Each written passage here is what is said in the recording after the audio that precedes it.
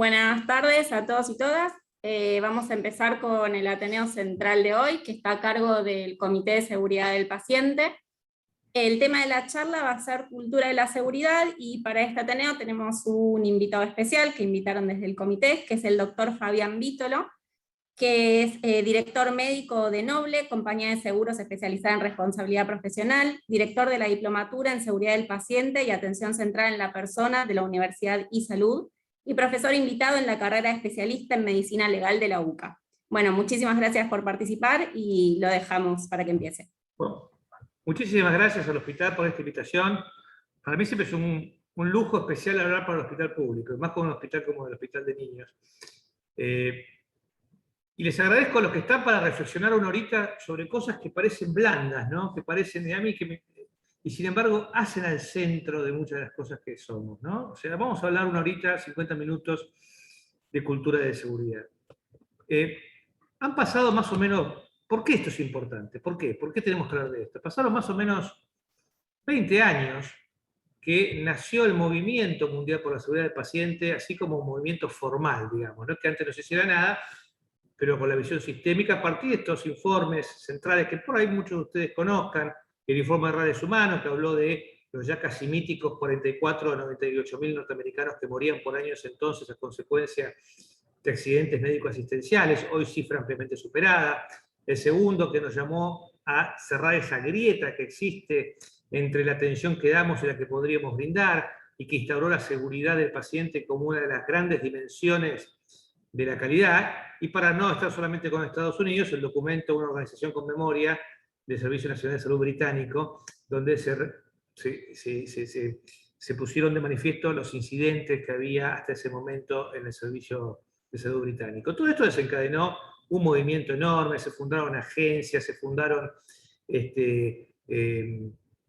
toda una serie de estudios a nivel mundial. Hoy ya sabemos más o menos, a grosso modo, y Argentina ha participado en varios de estos encuentros, que aproximadamente 1 de cada 10 pacientes que se internan en hospitales de todo el mundo sufre daños. Ya sabemos cuáles son los principales problemas: las infecciones, las escaras, los errores de medicación, los problemas de cirugía que se pueden evitar. Hemos desarrollado algunas herramientas aisladas, proyectos aislados. Hoy ya sabemos los 5 momentos del paso de manos, hemos empezado a mejorar las transiciones asistenciales con algunas técnicas de comunicación, algo de trabajo en equipo, la importancia de la acreditación, el checklist quirúrgico, los paquetes de medidas para vías centrales y para neumonías. Bueno, una serie de cosas, pero no dejan de ser medidas aisladas.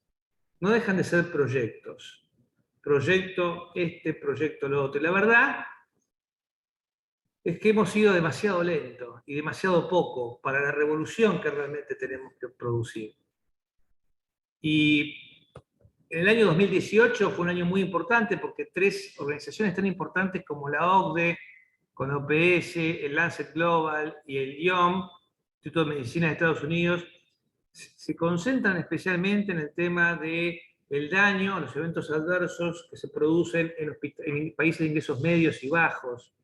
Y fíjense que se calcula que en nuestros países, Argentina es un país de ingreso medio, 8 millones de muertes anuales por atención insegura y de baja calidad. Las dos cosas, no solamente insegura, sino también por oportunidad que llega tarde, de atención insegura, de daño puramente, más o menos 3,5 millones.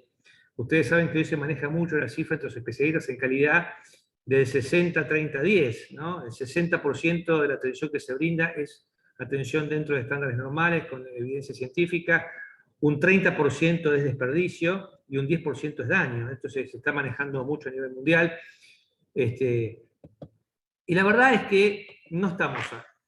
Han pasado 20 años y seguimos estando inseguros. No es el tema de hoy, pero la verdad es que si uno hiciera o publicara los principales estudios actuales de datos, los que tenemos, hoy se estima que la atención médica insegura, y esto no es que los médicos sean malos, sino que el sistema es extremadamente complejo, es la 14ª causa de muerte y discapacidad en el mundo. Para que tengamos una idea, esto es el equivalente a la esclerosis múltiple en países desarrollados y a la tuberculosis y a la malaria. Y yo durante muchos años, en países de ingresos medios y bajos, yo durante muchos años hablaba al corazón, ¿no? A las cosas que hay que hacer. Ahora yo empiezo a hablar de plata también, porque estamos en un momento en el cual las necesidades son cada vez mayores y tenemos que claramente reducir el costo per cápita, no ajustando, sino haciendo mucho más eficiente la atención. Y el 15% del gasto de los hospitales de todo el mundo aproximadamente se va para tratar complicaciones que podrían haber sido evitadas con medidas simples y de bajo costo. Y me corrijo, yo durante muchos años dije simples, de bajo costo, porque si fuera simple todo el mundo se lavaría las manos, si fuera simple todos los cirujanos harían el checklist, si fuera simple se haría siempre los paquetes de medidas para prevenir bacteriemias, o sea, no son simples los problemas. Pero fíjense que el gasto se va a tratar, por ejemplo, errores de medicación mal conciliada, se va para tratar úlceras por presión, se va para tratar infecciones urinarias, se va para tratar un montón de cosas que podríamos haber prevenido con menos costos. Y lo peor del tema es que nosotros ya tenemos HRQ, la Agencia Federal de Calidad de Estados Unidos, consenso de expertos, ya tenemos un mapa de ruta de más o menos qué es lo que tenemos que hacer, cuáles son las prácticas de seguridad con mayor evidencia científica, para no discutir evidencia y ponernos a trabajar realmente. Acá tenemos un top 10, por ejemplo, que se sacó en 2013 y se repite en el 2020. ¿Qué es una práctica de seguridad? Es un tipo de proceso o estructura cuya aplicación disminuye la posibilidad de ser dañado por el sistema. Y esto es interesante porque te pone el sistema como Noxa. Los hospitales son lugares peligrosos. Y curiosamente la gente no demanda seguridad, la gente demanda buenos profesionales. Yo quiero buenos profesionales. Es como que nosotros para la seguridad aeronáutica demandáramos buenos pilotos. Uno no demanda buenos pilotos, demanda seguridad aeronáutica, seguridad cuando me subo a un vuelo. Entonces, este es un tema que tenemos que avanzar y está bueno que nos tomemos un tiempo para reflexionar, porque claramente ya sabemos por qué hay que hacer las cosas, también sabemos qué es lo que hay que hacer, básicamente, pero tenemos un problema serio en el diseño y la implementación. O sea, cómo bajamos a tierra todos los días estos problemas. Porque la verdad es que hoy por hoy, y en todo el mundo, y en nuestro país especialmente, la calidad de atención es una cuestión de suerte. Es una cuestión de suerte. ¿De dónde naciste? ¿De dónde te diste el accidente con el auto? ¿De qué día te agarró el accidente cerebrovascular? Si un martes a las 10 de la mañana, un domingo a las 2 de la mañana. Depende de tantas cosas. Nosotros tenemos que dejar, estas son las 6 dimensiones de la calidad, claramente, de salir de esta ruleta. Tenemos que salir de esta atención brindada en silos, absolutamente fragmentada, paciente en condiciones de alta, control por consultorios externos, y que Dios te la mande buena, o sea, que alguien te vea, no hay continuidad en el viaje del paciente, no hay comunicación. Claramente no podemos seguir trabajando como lo estamos haciendo. O sea, no podemos seguir trabajando así porque el costo es muy alto, el costo en vidas, el costo en daño, el costo en desperdicio. Tenemos que salir un poco de los paradigmas tradicionales, pensar diferente, totalmente diferente. La calidad depende de tantísimas cosas, ¿no? Muchos más factores humanos, mucho más ergonomías. Estamos insertos en un sistema donde interactuamos con otras personas, donde tenemos tecnología, tenemos un ambiente, tenemos una presión de producción, tenemos tantísimas cosas que influyen sobre estas cosas. Entonces, ¿qué tendríamos que hacer para impulsar la calidad y la seguridad en todo, absolutamente todo lo que hacemos? Y claramente cambiar la ecuación. ¿A qué te dedicas? Yo me dedico a la calidad y la seguridad mientras trato pacientes, diagnostico, hago exámenes de laboratorio, y no al revés. Yo diagnostico, trato, opero, y si puedo lo hago con calidad, y si no, no. O sea, es al revés. Por eso a mí me indigna cuando parece que la calidad y la seguridad es para el hospital italiano, para el hospital alemán, para el hospital austral, hospitales privados que tienen solucionados sus problemas económicos. Mira, ¿cómo va a tener calidad acá? Mira lo que es esto. Pero esto es un problema, porque nosotros tenemos un paradigma de acceso, ¿no? Acceso a la salud. Ahora, el acceso sin calidad puede ser muy peligroso. Si yo cuando abro la puerta me encuentro con una mala calidad de atención, eso incluso puede dificultar el acceso a futuro. Pregúntenle a países de África donde la gente no va a tener partos a los lugares porque tienen miedo al sistema. Entonces tenemos que cambiar claramente esto. Habiendo hecho esta pequeña introducción, que me parece que importaba para no empezar a hablar de cultura así en forma aislada, vamos a primero definir qué se entiende por cultura, después qué se entiende por seguridad, y después vamos a tratar de unir las dos cosas y ver qué se entiende por cultura de seguridad. Vamos a ver este video de 16 segundos, que para mí es una definición fantástica de lo que significa cultura. Ahí vemos a Messi, a Suárez, al dientudo de Uruguay, un argentino, un uruguayo y un español. Veamos este video.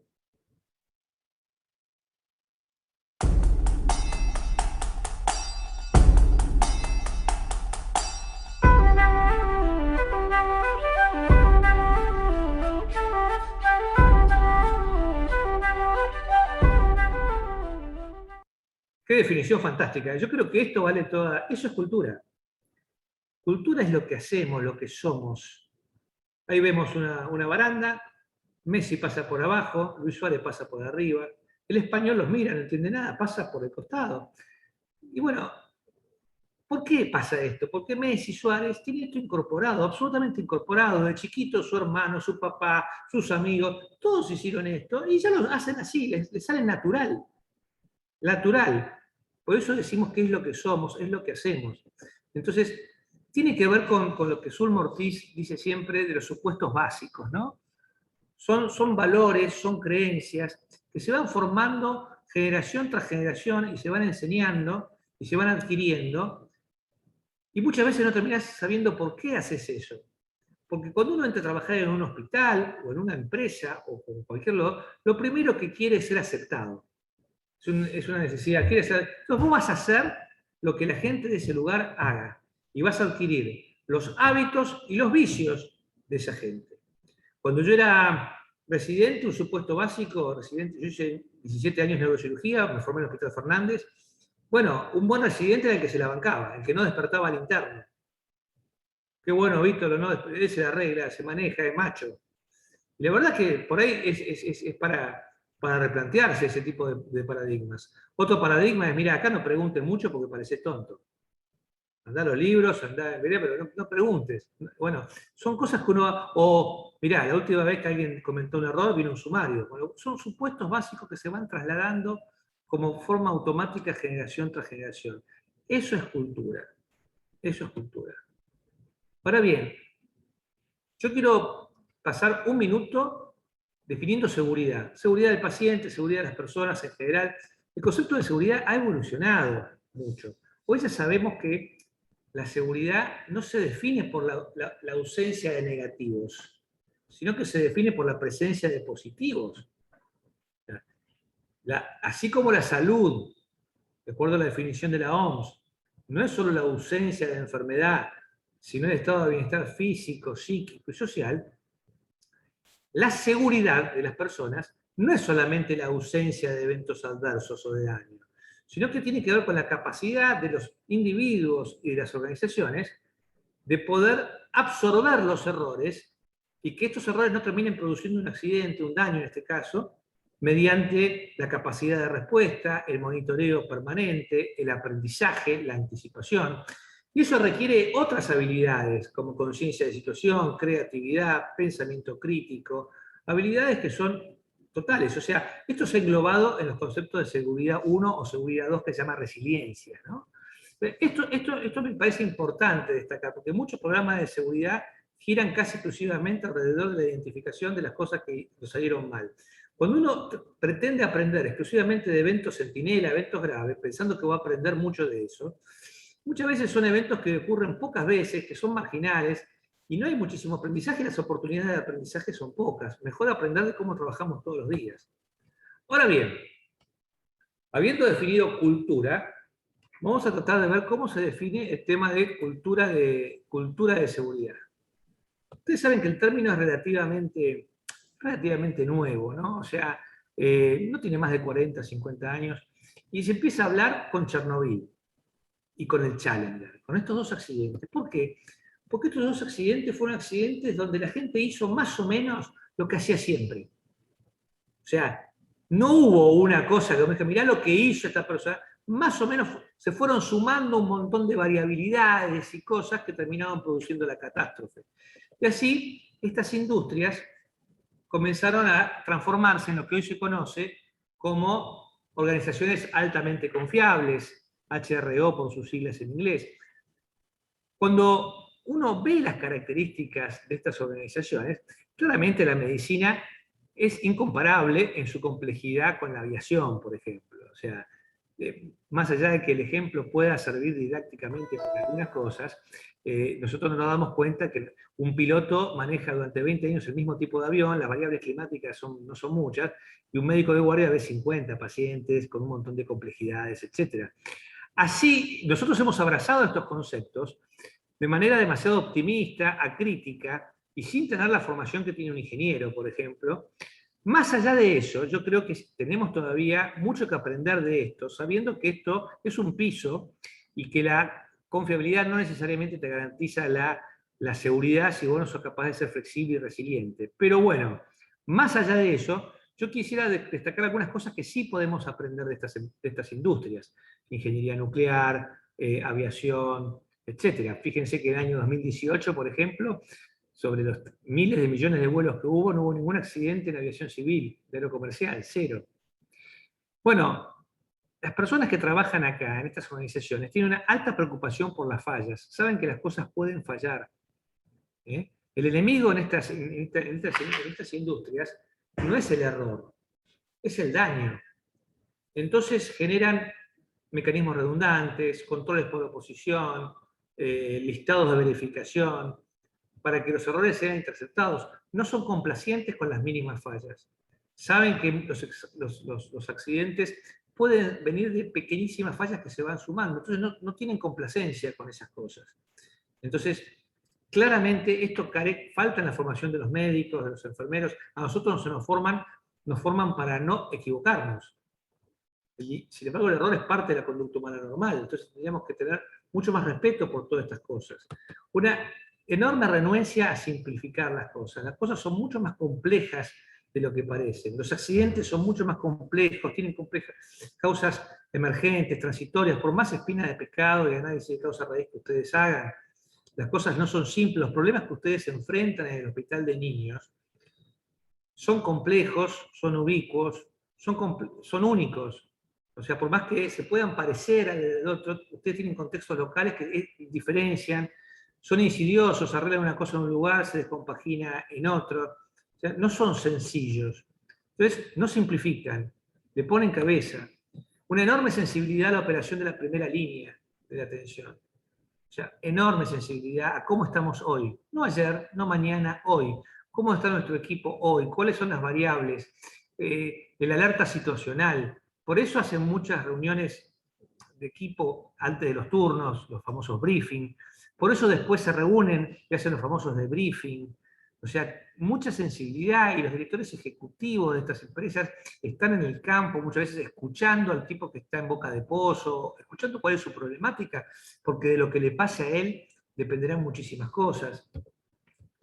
Un enorme compromiso para poder seguir operando, pese a lo que pase, a distintas circunstancias.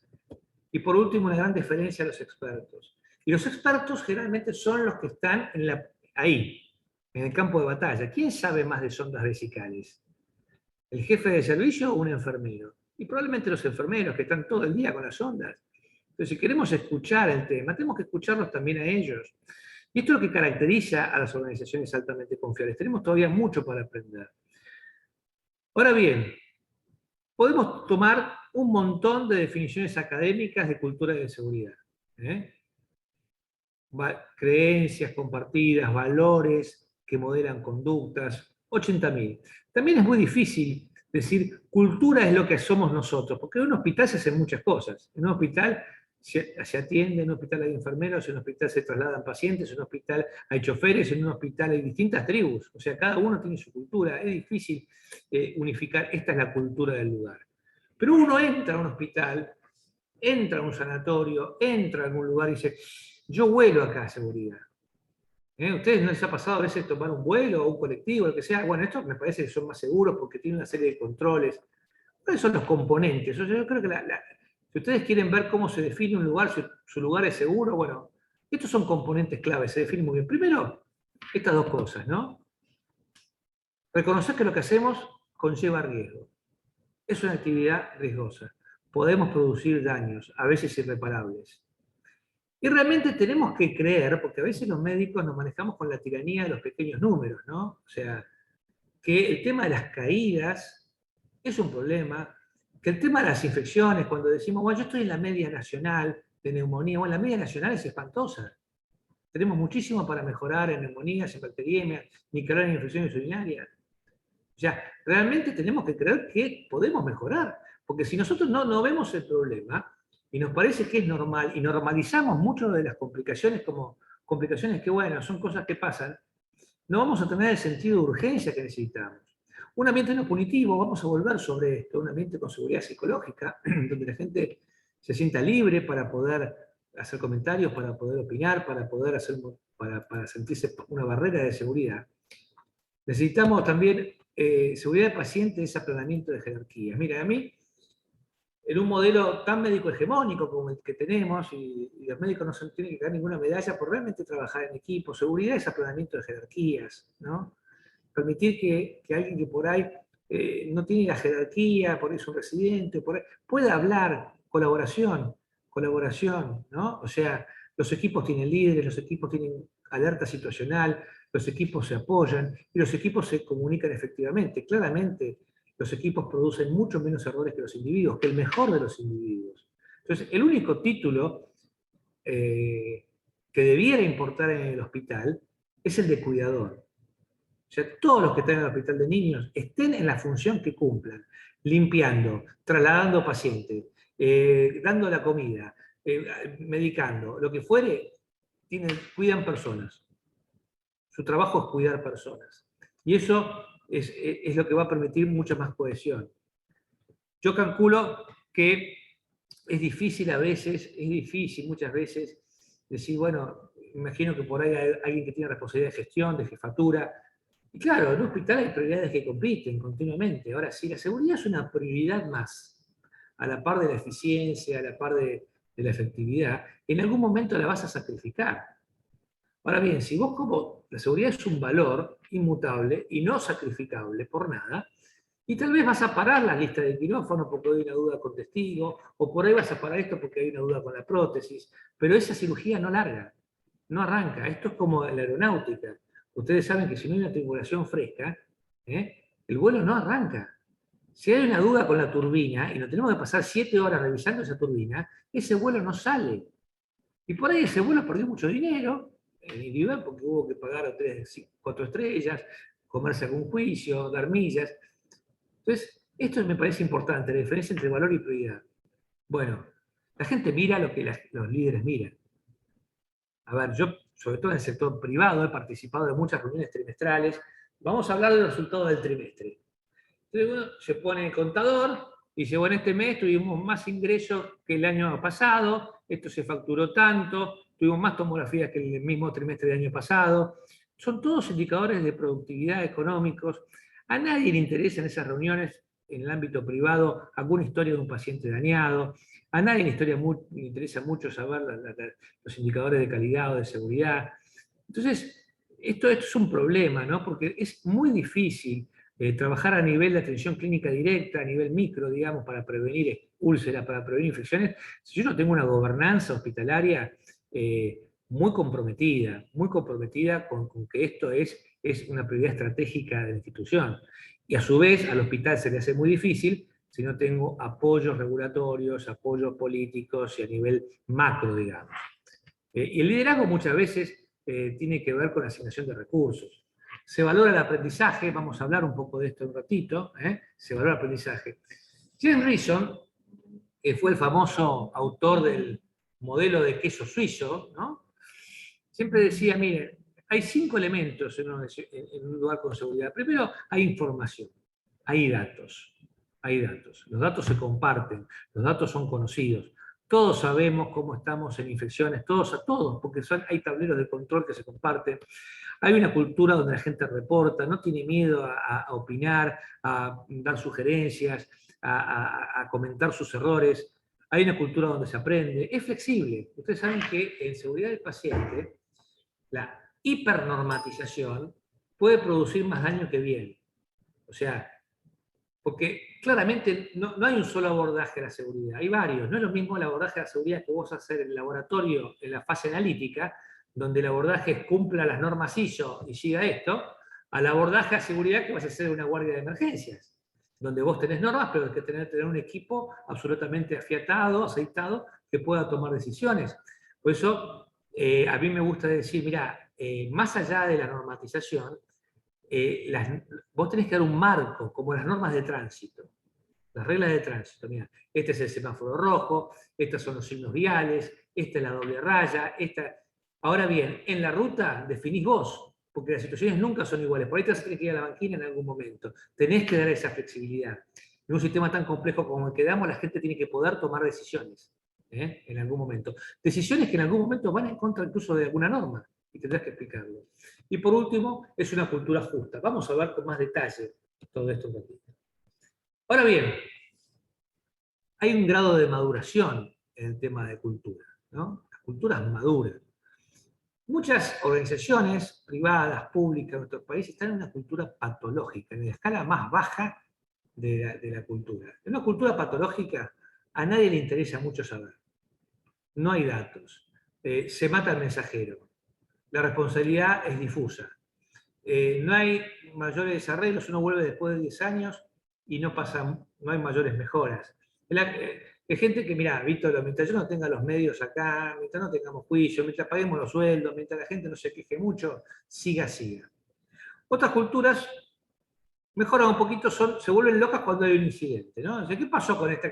¿Cómo puede ser que se equivocaron del lado del operar? ¿Dónde está el checklist? Hagamos un nuevo checklist, verifiquemos las planillas. Esto siempre reactiva. Son culturas a veces muy burocráticas, donde el mensajero no llega, donde las respuestas son tipo parche, no generalizadas, o se soluciona algo en un servicio, pero esto no se generaliza. Reactivas. Otras se vuelven muy calculadoras, sobre todo en el corto plazo. ¿Por qué deberíamos invertir nosotros en seguridad con los despioles que tenemos en otros temas? Si yo no percibo que realmente el tema de las infecciones sea un problema para nosotros, o no percibo que el tema de las caídas sea un problema, tampoco tenemos mucho problema con errores de medicación, ¿por qué debería invertir en esto? Entonces se vuelve un poco calculadora. Claro, porque cuando vos invertís para no hacer cosas malas en vez de invertir para hacer cosas buenas, es más difícil conseguir inversión. Otras tienen un mayor grado de desarrollo y llevan a una cultura que es más proactiva, ¿no? Dice, bueno, vamos a armar un comité de seguridad, como ustedes. Bueno, tenemos un comité, ya tenemos el comité y a trabajar. Por supuesto, este comité ad honorem, en el tiempo que te sobra, en lo que puedas, sin horarios protegidos, con mucha voluntad, pero sin, o sea, así es muy difícil. Se hace muy difícil cuando vos, por ejemplo, querés pedir Global Trigger Tool, querés pedir eventos adversos, o querés hacer capacitación, o querés hacer análisis realmente profundos de eventos, y la gente lo hace en su tiempo libre. No hay horario protegido. Uno diría, bueno, tampoco se requiere una gran estructura, porque la seguridad no es del comité, la seguridad es de los servicios. Esto es como pensar que el comité de infecciones es el responsable de las infecciones del hospital. Pero el comité de seguridad puede hacer mucha capacitación, puede tener indicadores, puede compartirlos. Bueno, un montón de cosas que hoy no se hacen porque se pone una fachada de comité de seguridad, pero no se toma realmente las cosas por delante, como tienen que ser. Y algunas culturas, sí, pocas, se transforman en el ADN. Es decir, vos entonces, mira, la cultura es nuestra ADN. La seguridad, la calidad, es lo que somos. Eso es nuestro principal negocio, si querés decir. Dos palabritas con respecto al aprendizaje organizacional. Esta es una cultura central de la cultura. O sea, las organizaciones con cultura de seguridad aprenden, claramente aprenden. Y no es fácil aprender en una organización, porque yo les puedo asegurar que un cirujano que se equivocó de paciente o de lado al operar, les puedo contar alguna historia de terror al respecto, no se vuelve a equivocar nunca más en su vida. Pero no necesariamente el hospital, la clínica donde eso pasó, va a haber aprendido realmente la lección. Porque el aprendizaje es muy difícil de transmitir entre las organizaciones. Hoy estamos 44 personas atendiendo esto, y digamos, es difícil de transmitir estas cosas en el día a día. Peter Senge, que es uno de los gurúes del management del siglo XX y principios de este siglo, escribió este libro que se llama La Quinta Disciplina. Fíjense el nombre: el arte y la práctica de una organización abierta al aprendizaje. ¿Cómo logramos que el Hospital Gutiérrez se transforme en una organización inteligente? Que sepa tomar datos, transformarlo en información contextualizada, esa información en conocimiento y ese conocimiento en acciones concretas, medibles. Bueno, lo que dice Peter Senge, y él no lo pensó para la medicina, lo pensó para las industrias, para sobrevivir en un ámbito cada vez más competitivo. Miren, las empresas que sobreviven, las que aprenden, son las que tienen estas 5 cosas. Primero, tienen un porcentaje de personas, una masa crítica de personas que tienen lo que él llama dominio personal. ¿Qué es el dominio personal? El dominio personal es esa pila propia. ¿Vieron la gente que va para adelante, que nunca pregunta, que se anota en todos los proyectos, que siempre te dice que sí, que es curiosa, que investiga, que trabaja, da de más? Bueno, esa gente, probablemente muchos de ustedes se encuentran en ese grupo, es poca en un hospital. Es poca. 15%, 20%. Después tenés otro 15-20% de líderes negativos, ¿viste? Gente que conductas pasivas agresivas, un montón de cosas. Después tenés en el medio de la masa. Entonces, claramente, vos tenés que conseguir esos famosos adoptadores tempranos, ¿no? Esos adoptadores tempranos. Esos que, vieron que si uno sale a bailar solo en una pista de baile en un casamiento y está solo, parece un tonto, está solo. Ahora, cuando hay 4, 5, 6 que lo empiezan a seguir, ya es distinto. Esa gente es lo que tenemos que hacer. Modelos mentales. ¿Qué es el modelo mental? El modelo mental es el prisma a través del cual distintas personas ven el elefante ese que es el Hospital Gutiérrez. Entonces ustedes tienen muchas tribus. Tienen los farmacéuticos, tienen los psicólogos, tienen los enfermeros, tienen los médicos, tienen los choferes, tienen los gremios, tienen un montón de cosas. Cada uno ve el hospital desde su perspectiva. Pero esta perspectiva tiene que ser compartida, tiene que ser verbalizada. Hay que compartir estos modelos mentales. Si yo estoy trabajando en flujo a quirófano, seguramente es importante la opinión de los cirujanos, pero también yo quiero escuchar un poquito a los camilleros, a ver qué me dicen. O a los enfermeros, o los que tienen que preparar al paciente. Entonces, estos modelos tienen que ser compartidos. Visión compartida. Vieron que está de moda misión, visión, valores. No basta con que la gente conozca la visión y misión de la institución, establecida por un directorio, un consejo de administración o quien fuere. Porque muchas veces esa visión es la visión en el lugar privado de los dueños, eventualmente, pero no necesariamente de toda la gente. Y esto tiene que ver con la mística. La gente que trabaja en el lugar encarna esos valores, encarna esa visión, los hace propios. Yo estoy seguro que el hospital de niños sí, esto tiene que ver con la mística del lugar, ¿no? O sea, estamos acá por los chicos. En algunos otros lugares privados de adultos es más difícil tener esa mística que tienen hospitales como el de ustedes, o hospitales como el Garrahan, o hospitales de niños en general. Aprendizaje en equipo, mucho más aprendizaje en equipo, mucha simulación. Hoy hay muy buenos cursos para hacer, pero yo tengo que aprender comunicación efectiva, tengo que aprender un montón de cosas. Y pensamiento sistémico, saber que mis acciones impactan en un sistema. Impactan, no es lo mismo de alta a las 10 de la mañana, a las 8 de la mañana que a las 3 de la tarde, no es lo mismo, impactan. ¿Cómo impactan los míos en un sistema? Y esto es fundamental para aprender.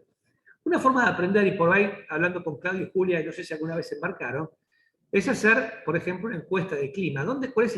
¿De qué base arrancamos, no? Ustedes saben que la encuesta de clima más validada es la encuesta de la HRQ, que es la Agencia Federal de Calidad de Estados Unidos, que fue validada por nuestra Academia Nacional de Medicina hace ya muchos años, que es una encuesta con escala tipo Likert, con 2 respuestas negativas, 2 positivas, una neutra, donde son anónimas, en general se hacen por servicio, y preguntan preguntas tales como: ¿usted siente que en su servicio, si usted se equivoca, su jefe lo va a bancar? Sí, de acuerdo, no de acuerdo, totalmente en desacuerdo. ¿Usted piensa que en su servicio nunca se sacrifica la seguridad en aras a producir más? Bueno, y estas cosas dan una pintura. Creo que cuando uno ve los resultados, y bueno, hay microculturas en un hospital, es muy difícil. El gran desafío es tener una cultura homogénea, que todos estén cortados por la misma vara. Hoy por hoy tenemos una cultura muy dependiente de los jefes de servicio. Entonces, en un mismo hospital te encontrás con lugares de una cultura muy abierta, muy generadora, muy innovadora, muy creadora, donde la gente opina. Y te encontrás otras donde son cavernícolas, ¿viste? Muy jerárquico, esto es así porque lo digo yo. Y bueno, es un fenómeno mayormente local, lo que tiene que ver con qué tipo de líderes queremos a futuro como jefe de servicio. ¿Es necesariamente el mejor cirujano el mejor jefe de servicio? Y yo no lo sé. Por ahí te el mejor cirujano y tenés un mediocre jefe de servicio. Entonces, claramente hay que tener cuidado cuando se habla de estas cosas de cultura. Como también hay que cambiar el tema de vamos a cambiar la cultura. Esto es muy peligroso, es decir, porque la gente, un hospital como el Hospital Gutiérrez, o hospitales centenarios, son el acervo, de un acervo histórico de cultura y han crecido orgullosos de sus logros. Son el resultado de muchos triunfos, fracasos, aprendizajes. Vos no podés desaprovechar eso. Por eso en vez de decir vamos a cambiar la cultura, es decir, vamos a agregarle nuevas cosas, vamos a sumarle a este rico acervo que tenemos otras cosas nuevas que nos van a hacer aún mejores para el siglo XXI. Entonces, estas cosas me parecen importantes. Pero claro, tenemos barreras, ¿no? Barreras enormes. Bueno, algunos bloques de cemento nosotros no lo vamos a cambiar. El sistema de salud no lo vamos a cambiar. O sea, un sistema de salud ineficiente, fragmentado, eso no está en nuestras manos. Esa piedra no la podemos remover. Pero sí todos tenemos en nuestro lugar de trabajo piedritas en el zapato. Esas piedras que nos hacen un mal día. Eso por ahí se puede ir mejorando en nuestra pequeña aldea, digamos. Porque una vez se quiere cambiar el mundo, empecemos por cambiar nuestra aldea. Y algunas barreras, bueno, hablé un poco de la falta de compromiso, liderazgo transformacional, esos líderes que vos quieras seguir, que realmente te motiven a hacer cosas nuevas.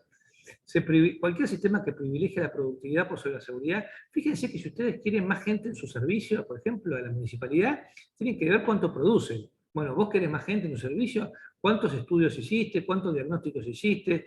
O sea, nadie está reclamando a los jefes de servicio indicadores de calidad. Bueno, ¿cuál es la experiencia de la gente que va a tu servicio? ¿Cómo te califica tu servicio? ¿Cómo estás en el tema de infecciones? ¿Cómo estás en las tasas de readmisión? Nadie controla eso. Hablar de seguridad implica hablar de temas que nadie quiere hablar.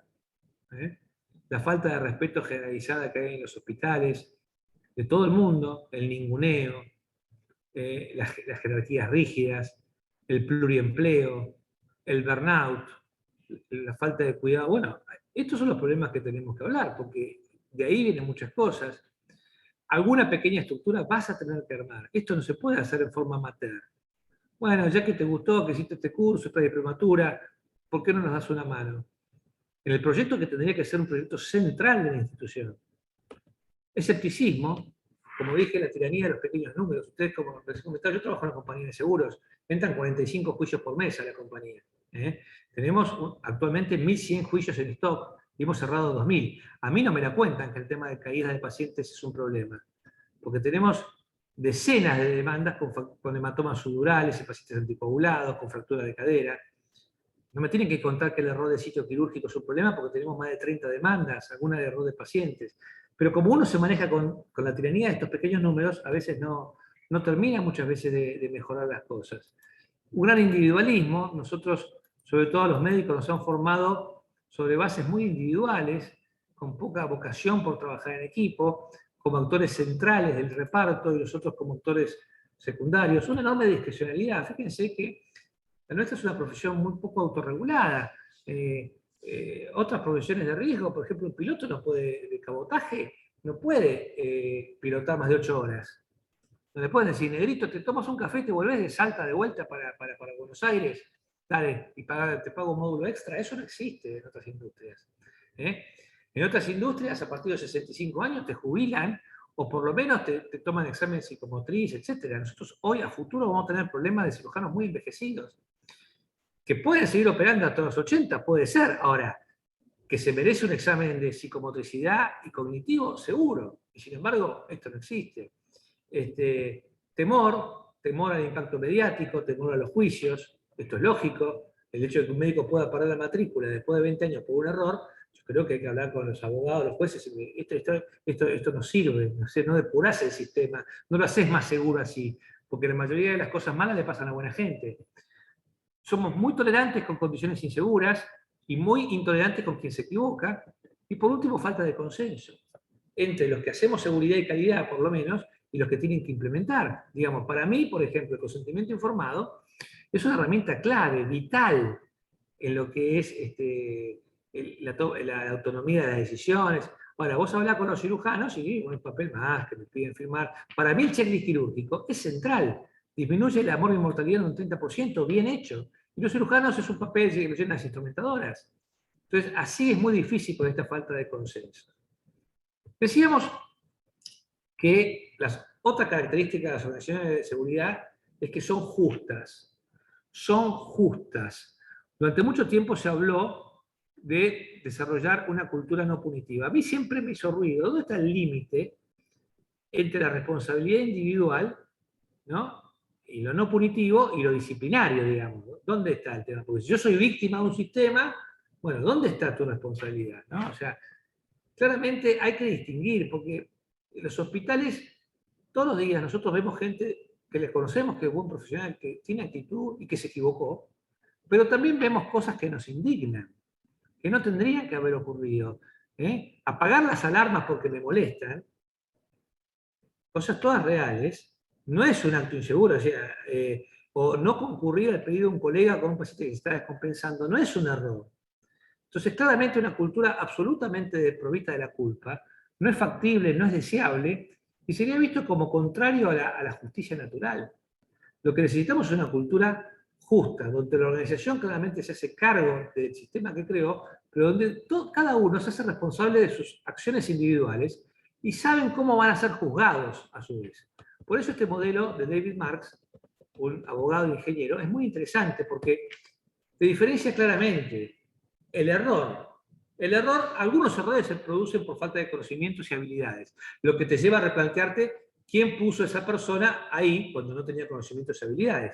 Pero no son la mayoría, son una minoría de los errores. Muchísimos errores se producen por sesgos de pensamiento, se producen por distracciones, se producen por fatiga, por los errores de lateralidad, por ejemplo. Bueno, cuando el médico o el enfermero que comete ese error está destruido muchas veces, se transforma claramente en segunda víctima, fenómeno del cual podemos hablar después, digamos. Pero que ahí no queda el castigo, ahí es consolar, básicamente. Después está el amarillo, ¿no? El acto inseguro, la conducta de riesgo, la minimización del riesgo. Donde vos, por ahí hay normas, hay procedimientos escritos, pero en el día a día, el gap entre las cosas como están pensadas y cómo se hacen va variando, porque bueno, las circunstancias te van haciendo cambiar, hay presiones de producción, hay un montón de cosas, y vos te vas relajando y pensás que esa norma, por ahí está buena, pero es exagerada, ¿no? Es como cuando uno toma un vuelo y te dicen, le rogamos que hasta que el avión no haya hecho un completo stop, no se suelte en el cinturón de seguridad. Todo el mundo se lo suelta porque piensa que no puede pasar nada. Por ejemplo, te pongo el ejemplo, checklist quirúrgico. Algunos los hacen, otros no lo hacen, pero no parece muy grave no hacerlo, digamos. O sea, porque yo me miro alrededor y mira, yo lo hago, pero otro no lo hace. Bueno, ahí puede haber algún tipo de sanción, pero claramente lo que hay que hacer es recoachear, recapacitar el por qué está la norma. Y por último está la conducta temeraria, la conducta absolutamente... Bueno, ahí sí cabe una sanción disciplinaria ejemplar. Y es bueno que, si ustedes van a trabajar sobre este concepto de cultura justa, tengan un algoritmo para ver que todo el mundo sepa cómo van a ser juzgadas sus acciones. Entonces, mirá, hay algunas cosas que están fuera de rango, que son otros problemas que los podemos charlar en otras cosas. ¿Sí? El problema de las adicciones, el problema del alcoholismo, el problema de deterioro de capacidades. Bueno, eso por un lado, lo manejamos de una manera. La complicación, cuando hiciste las cosas bien, es verde. Vamos al amarillo, que es lo que nos interesa. ¿Qué pasa cuando un enfermero, un médico, produce un daño a consecuencia de un error? Se equivocó y se produjo un daño. Y acá tenés dos preguntas para hacerte como juez, si estás en algún rol de... La primera es, como yo pongo ahí el test de sustitución. Otro enfermero, otro médico, con ese nivel de capacitación o con ese nivel de formación, ¿hubiera hecho lo mismo? Yo mismo, ¿me podría haber pasado a mí esto? ¿Sí o no? La segunda pregunta es esta, el test de intención. Esta persona que cometió este error y a consecuencia de este error hubo este daño con el paciente, ¿era consciente de lo que estaba haciendo? ¿Sí o no. Y de acuerdo a eso jugamos. Obviamente hay cosas críticas, porque por ejemplo, a ver, no hizo el checklist, bueno, yo tampoco en realidad, o no hizo el doble control de medicación, mira, muchos no lo hacen porque no hay enfermeros, bueno, yo me hubiera pasado lo mismo, el tipo era consciente que había una norma, pero que le pareció, bueno, ahí es un tema de que habrá que entrenar, ¿no? Conducta de riesgo, tendré que entrenar. Ahora bien, yo no hubiera hecho lo mismo, pero este paciente no era consciente. Bueno, ahí es una cuestión de competencia, tendré que entrenar. O yo no hubiera hecho esto, y este tipo sabía que no se puede ir de quirófano. O sea, entonces hay una conducta temeraria. Y estas cosas es importante que todos lo sepan adentro de la institución, para que sepan cómo van a ser juzgadas sus conductas. Las organizaciones con cultura de seguridad son transparentes. No tienen nada que ocultar, no tienen miedo, no tienen miedo. La transparencia es una precondición, mientras vemos algunos artículos de la Fundación Lucian Lip trayendo luz, es una precondición, es una excelente herramienta de seguridad, tiene distintos mecanismos de acción. Uno es la competencia, por ejemplo. Cuando yo transparento los datos de todos vemos los datos de todos. Y la gente, el médico es muy competitivo. Si yo sé que estoy cola con las readmisiones, con mis infecciones, etc., voy a querer mejorar. Y la transparencia con los pacientes, hay 4 dimensiones de la transparencia. Transparencia con los pacientes y sus familias, transparencia entre colegas y servicios, transparencia entre instituciones y transparencia con la comunidad. La transparencia claramente tiene un costo. Y la transparencia, fíjense cómo se define. Y cuando uno escucha la definición es difícil, porque es flujo libre e irrestricto de información sometido al escrutinio de terceras partes. No hay nada que ocultar, esto es todo. Y esto tiene un costo. Ahora, créanme que la mentira tiene un costo aún mayor. Y se lo digo incluso como asegurador de mala praxis. No tiene ningún sentido agregarle al dolor de una familia por algún error la mentira. Eso no cicatriza nunca más. Y acá es donde hay muchísimos, y podemos hablar en otra oportunidad, de todos protocolos de qué pasa cuando hay daños, y esos daños no son complicaciones, sino que son daños por equivocaciones no ambiguas, es decir, le dimos bien Cristina por bien tratecal, le pasamos leche o solución oral por vena. Bueno, ahí claramente hay que hablar con la familia, hay que ser transparentes entre los servicios, compartiendo los datos. Lo que no se mide no se puede mejorar, y si todo el mundo sabe los datos de todo, yo me imagino, fíjense, este es el típico tablero de comando de seguridad de alguna institución que trabaja en las metas internacionales, por ejemplo. Y ahí vemos, por ejemplo, primera meta, tienen como meta identificar correctamente a los pacientes. La meta es el 80%. Bueno, yo me imagino que el jefe de terapia y el jefe de emergencia, que están en rojo, le dirán a su gente, muchachos, el mes que viene quiero que ese rojo no esté más. ¿Qué tenemos que hacer para estar en verde como todo el hospital? Fíjense este mecanismo de función. O compartir información, como es el PICAM de indicadores de calidad, con otras instituciones para saber cómo estamos parados, o compartirlo con la comunidad. Esto no va a pasar mucho tiempo en que nos van a pedir a las instituciones, bueno, abra sus indicadores al público. Ustedes saben que Medicare, que es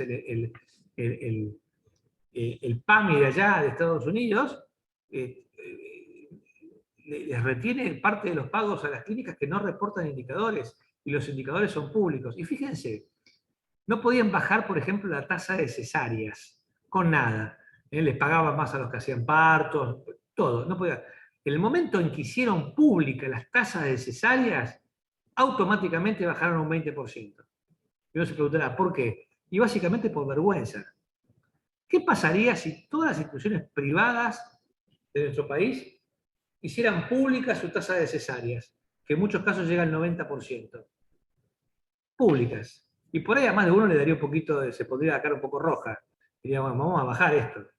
Bueno, así funciona la transparencia. Y esto es también una función de una cultura de seguridad. Y por último, la precondición. Este es un insumo básico. A ver, no se puede hablar de seguridad del paciente si mi gente no está bien. Y la pandemia nos ha enseñado esto. Por eso el año pasado el Día Mundial se dedicó a la seguridad del trabajador de la salud. Es una precondición. Seguridad física, seguridad laboral, seguridad económica, evitar el pluriempleo, la violencia. Bueno, cada una de estas cosas podríamos ampliar a 1000. Apoyarlos cuando se equivocan. apoyarlos en la regulación. Ustedes saben el fenómeno de segunda víctima, cuando un médico, un enfermero se equivoca, tiene un tsunami de emociones que pasan por él. Entonces, también apoyarlo en esas circunstancias. No dejarlo solo con el paciente y la familia, por ahí alguna autoridad que lo acompañe, que por ahí sí tiene mejor capacidad de comunicación, sí, él da la cara, pero otro maneja un mensaje, un buen comunicador. Y por último, y sé que estoy llegando al último minuto de mis 50, se habla mucho de el ADN. Tenemos que transformar la seguridad del paciente en el ADN. Bueno, este es el ADN, esta es la doble hélice. Esta es la doble hélice de cultura y de aprendizaje, y estos que están ahí como encastrados son los genes. Por supuesto, el centro siempre está, el núcleo está en el paciente y la familia. Y los genes son estos. Seguridad psicológica. Poder preguntar sin temor a parecer tonto. Poder pedir ayuda sin temor a parecer incompetente. Poder disentir respetuosamente sin ser una persona difícil. La rendición de cuentas. Rendición de cuentas el tema de seguridad, que todo el mundo sepa cómo van a juzgar su conducta, pero que también haya que rendir indicadores, que los jefes de servicio tengan que rendir cuentas por lo que hacen en el tema de seguridad, comunicación efectiva, trabajo en equipo, negociación. Negociación, si vamos a trabajar en seguridad, vamos a tener que negociar. Y entonces, negociaciones colaborativas, donde no sea yo pierdo, vos ganás. Donde nos sentemos a escuchar los problemas del otro y veamos cómo podemos solucionar para que ganemos todos, o por lo menos, en el peor de los casos partir la diferencia. Aprendizaje continuo, métricas, mejorar la confiabilidad, transparencia, con liderazgos muy fuertes. Y bueno, el cambio cultural es el final del camino, no es el principio. Ustedes no van a cambiar, o como dije, desarrollar mejor la cultura de un día para otro. Lo primero es establecer el escenario y crear un sentido de urgencia. Si no hay sentido de urgencia, tengo que hacerlo, lo tenemos que hacer, a veces con los datos. A veces este sentido de urgencia viene impuesto por un jefe que quiere hacerlo, viene impuesto porque querés acreditar. Pero esto es fundamental.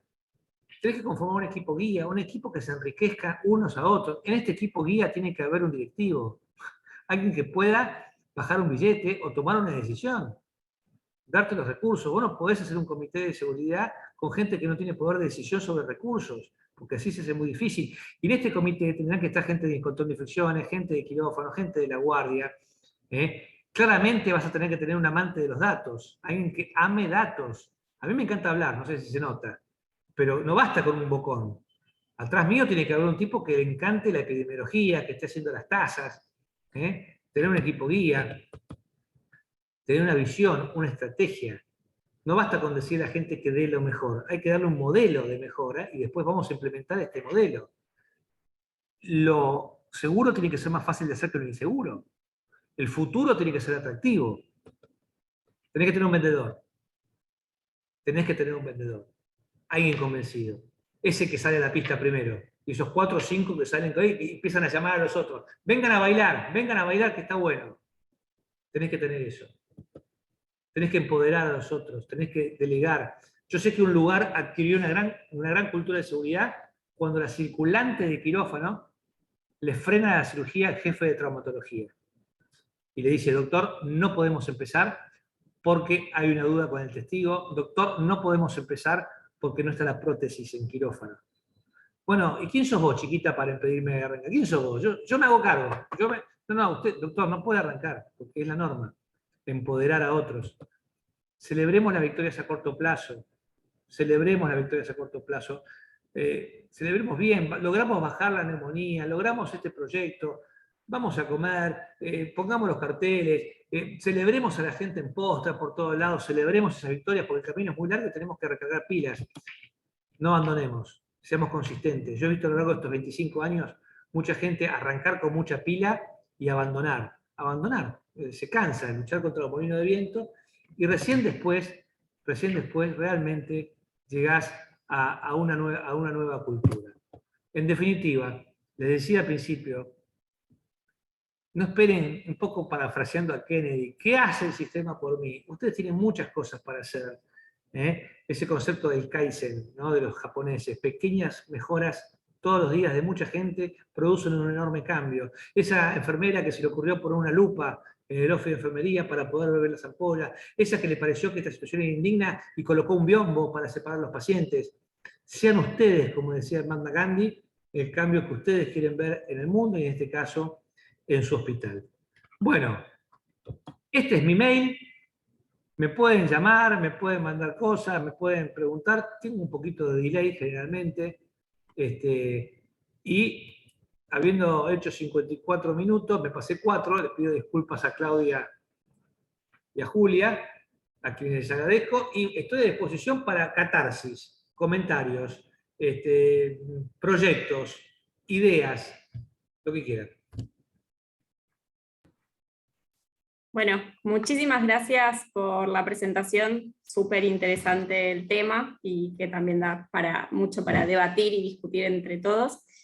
Si les parece, Fabián y Claudia, leo una pregunta que hay en el chat del doctor Miguel del Valle, que dice, un segundo, dice, en este cambio de cultura necesario, ¿cómo sería el acompañamiento de otras partes intervinientes, como pacientes, abogados o justicia? Es una pregunta espectacular, Miguel, porque de hecho yo estoy trabajando en eso, tratando en el Foro Latinoamericano de Calidad y Seguridad. ¿Qué es lo que pasa? No hay soluciones a nivel hospitalario, digamos, si no tenés un marco que acompañe. Cuando vos ves cómo por ejemplo, los abogados contestan un juicio de mala praxis, ellos niegan todo. Niego. Entonces, cuando uno les pregunta a ellos, dice, ¿por qué negás cosas que son evidentes? No, porque es un mecanismo procesal que yo todo lo que niego, después el otro lo tiene que probar. O sea, nuestros juicios son absolutamente adversariales, no buscan la resolución del conflicto. Nosotros tenemos un problema de grieta enorme.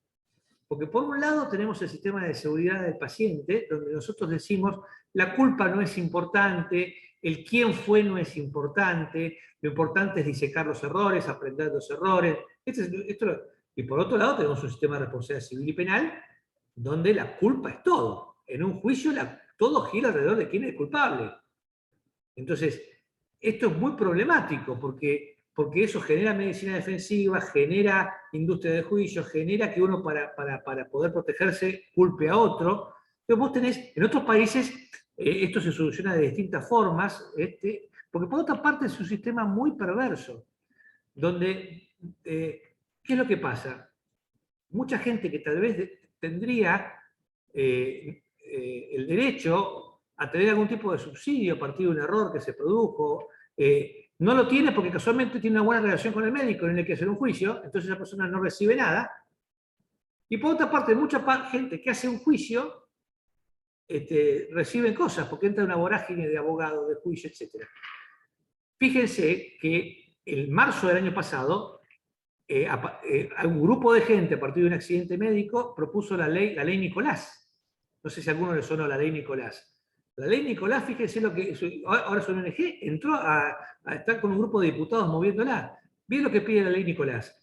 Pide crear la figura de mala praxis para que los médicos, hoy es culposo, que puedan ir de prisión efectiva.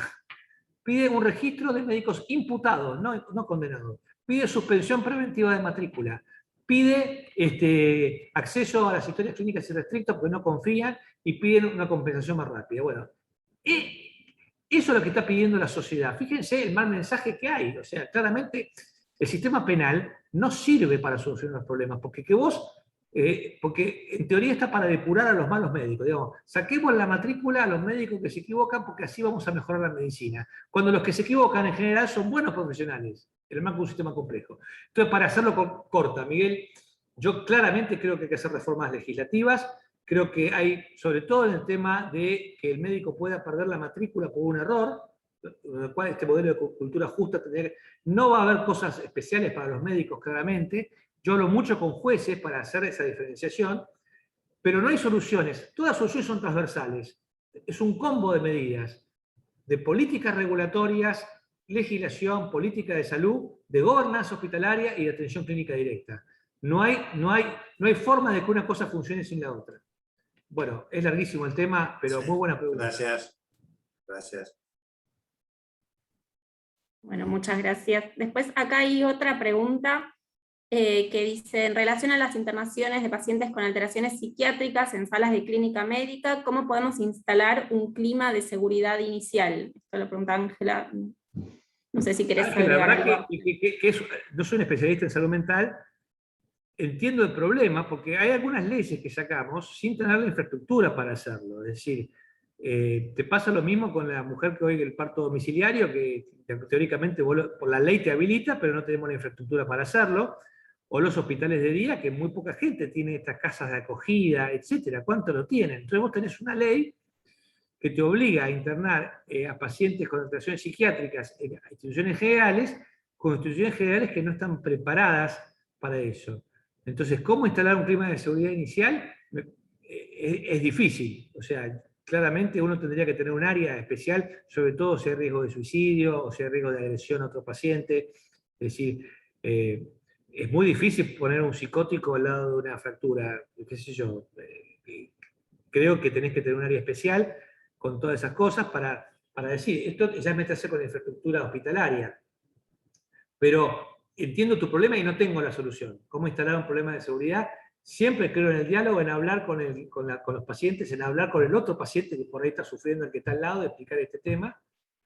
Pero no tengo una respuesta así que me salga porque me excede. Pero yo veo muchos problemas porque la ley contempla las casas de acogida. ¿Y quiénes tienen casas de acogida? O sea, muy complicado. Bien, bueno, por ahora no hay más preguntas y muchas felicitaciones por la charla. Acá hay una cosa que pregunta Claudia, que me parece que dice, ¿por qué es importante comenzar con este aprendizaje desde la facultad? Ese es un tema central. Central. O sea, yo creo que tenemos que definir qué competencias necesita un médico o un profesional de la salud en el siglo XXI. Y realmente nosotros estamos con un esquema de competencias del siglo XIX, digamos. O sea, ¿qué competencias necesita? Vos sabés que hoy los conocimientos y las habilidades en cualquier rubro, ¿qué es una competencia? Competencia es la suma de conocimientos, habilidades y actitudes. Eso es lo que te hace ser un buen profesional. Sos competente, sos hábil y tenés la actitud de un profesional, te comportás como un profesional, te haces cargo. Ahora bien, las competencias y las habilidades se vuelven rápidamente obsoletas. O sea, las competencias que vos adquirís hoy en la residencia, en 10 años se volvieron obsoletas. Se opera distinto, se hacen otras cosas, pero lo que permanece es otras habilidades que no se están desarrollando en la currícula. El pensamiento crítico, el trabajo en equipo, la empatía, la compasión, la curiosidad, la innovación, cerrar la brecha digital. Bueno, todas estas cosas son necesarias incorporarlas en la... O sea, que no haya más transversalidad, que no te enseñen comunicación en la facultad, que no te enseñen negociación, porque vos vas a tener que negociar con pacientes, vas a tener que co-crear, que no te enseñen seguridad, que no te enseñen a gestionar en una época donde vos tenés que bajar el costo per cápita. Estados Unidos gasta el 19% de su PBI en salud y tiene indicadores espantosos. Argentina gasta cerca del 8,5, 9% y no tenemos una buena salud. Entonces, claramente, hoy un médico tiene que ser un buen comunicador, un buen colaborador, un buen gestor de los recursos, un buen promotor de salud, y eso vos no ves que estén en las currículas. Entonces, en la formación de grado y en la formación de posgrado, no solamente el tema de seguridad, porque pensar que nosotros vamos a mejorar la seguridad estudiando seguridad es un error. Vos necesitas ciencia de la implementación, psicología del cambio, ciencia de la mejora. O sea, una serie de ciencias que vienen a aportar, porque no me basta yo con saber cómo prevengo escaras o úlceras. Tengo que ver cómo implemento, en mi lugar. Y para eso también hay una ciencia. Entonces, yo he ido a la universidad a ofrecer gratis, che, armemos una cátedra extracurricular, no hay lugar. Te dice, no hay lugar, no hay lugar. Enseñá menos platelmintos, qué sé yo, tenia, Baja eso, o cambiemos la currícula, porque hoy por hoy, ¿viste? O sea, el conocimiento, o sea, enseñamos a los chicos a buscar conocimiento. ¿Qué sentido tiene que un tipo me recite cosas que yo la busco en 2 minutos en internet con tridimensión? ¿Por qué no discutimos otras cosas en la facultad? Yo no soy docente, no tengo carrera docente, pero digamos, creo que hay que cambiar las cosas en el grado y en el posgrado también. O sea, claramente.